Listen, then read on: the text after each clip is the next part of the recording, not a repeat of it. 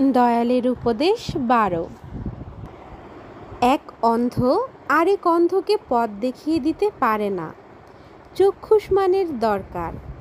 যে নিজে মুক্ত নয়, দয়ালকে লাভ করে নাই, সে কেমন করে অন্যকে মুক্তি এবং দয়ালকে লাভ করবার পথ দেখিয়ে দেবে? ধর্ম নিয়ে ব্যবসা করা নিজের স্ত্রী দিয়ে ব্যবসা করার চেয়েও খারাপ পাপ।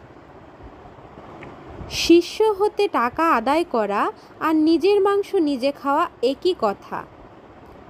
প্রফেসরের ছেলে যদি লেখাপড়া না শিখে তবে সে প্রফেসর হতে পারে না।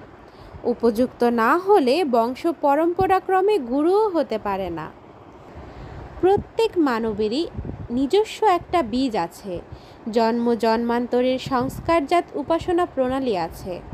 মুক্ত চক্ষুষ্মান গুরু সে অনুযায়ী শিষ্যকে উন্নতির পথে নিয়ে যান।